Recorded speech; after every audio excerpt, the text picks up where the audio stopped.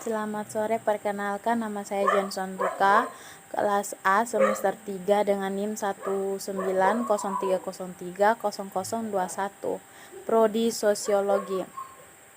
Dalam video singkat ini saya akan menjelaskan ujian akhir semester dengan mata kuliah Teori Sosiologi Modern.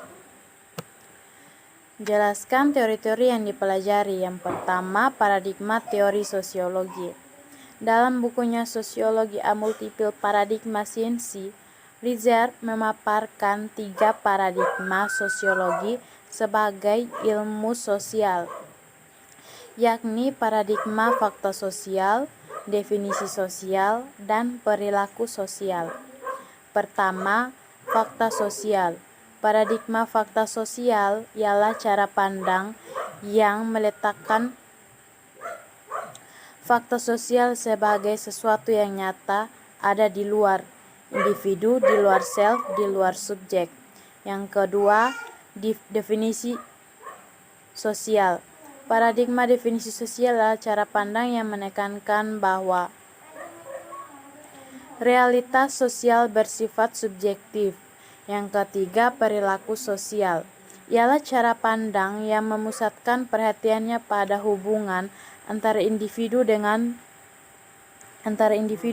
lingkungannya. Yang kedua yaitu teori kritis.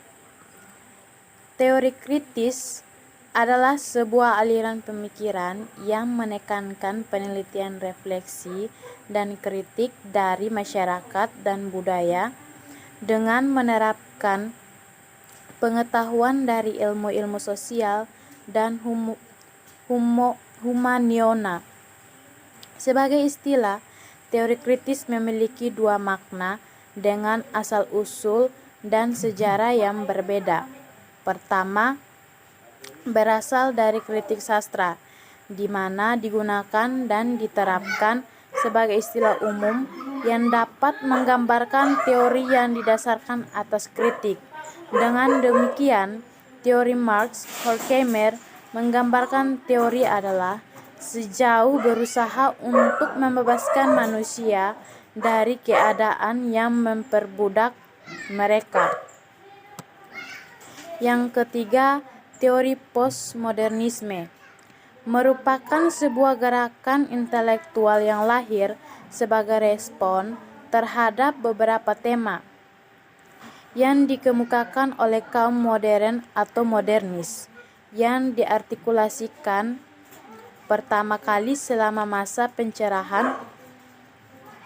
Para ahli teori sepakat bahwa terdapat 2 pengertian postmodernisme, yaitu pertama, postmodernisme sebagai reaksi terhadap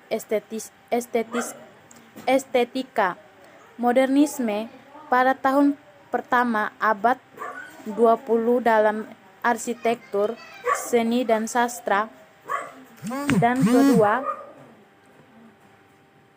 postmodernisme sebagai reaksi sebagai tradisi modernitas yang telah berlangsung lama selama abad pertengahan. Maka makna kedua seringkali disebut juga dengan postmodernity atau postmodernitas karena mengacu pada banyaknya aspek historis dan sosial postmodernisme. Makna kedua juga terkait dengan poststrukturalisme yang menyindir penolakan terhadap budaya pencerahan yang borjuis dan elitis. Yang keempat yaitu teori wacana. Teori wacana menjelaskan terbentuknya sebuah pertanyaan atau kalimat dapat tunduk dengan sejumlah atau gramatika pada yang membuat kalimat. Aturan kebahasaan menjadi milik bersama, bukan individu. Menurut pemahaman teori wacana, motivasi dan niat manusia dapat ditemukan dengan bahasa yang dikenalnya.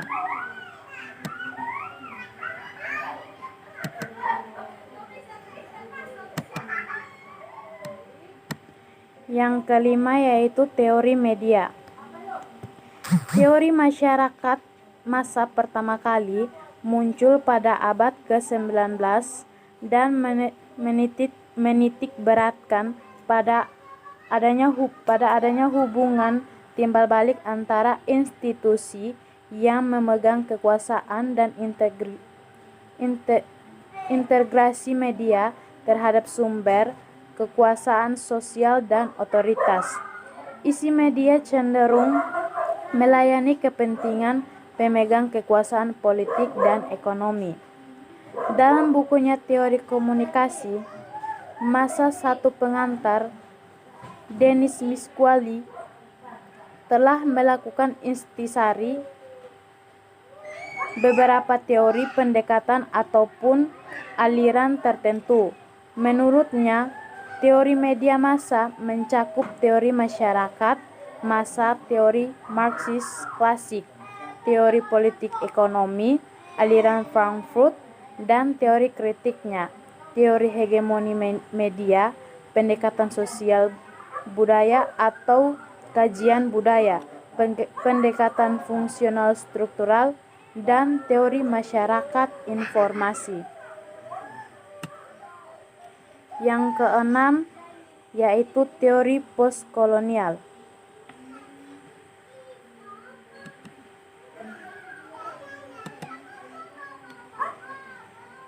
Teori postkolonial merupakan kajian terhadap karya-karya sastra dan bidang yang lain yang berkaitan dengan praktik kolonialisme atau imperialisme baik secara sinkronik maupun diakronik. Sastra dipandang memiliki kekuatan baik sebagai pembentuk hegemoni kekuasaan atau sebaliknya sebagai counter hegemoni. Yang ketujuh yaitu teori poststrukturalisme. Teori poststrukturalisme menekankan bahwa perlunya suatu kajian yang lebih mendalam dan kritik yang berkelanjutan dalam hubungan internasional. Sementara teori postkolonialisme menekankan pada bagaimana hubungan internasional berkembang dan berubah semenjak era kolonialisme berakhir. Pada dasarnya, poststrukturalisme berkembang dalam ilmu hubungan internasional sejak tahun 1980 melalui sejumlah tokohnya yaitu Richard Ashley, James Derderian, Mikhail Sapiro, dan R.J.B. Walker. Poststrukturalisme merupakan teori yang lahir pada situasi ketidakadilan serta ketidakmerataan pemikiran dalam hubungan internasional. Hanya ini yang bisa saya sampaikan. Sekian dan terima kasih. Semoga bermanfaat.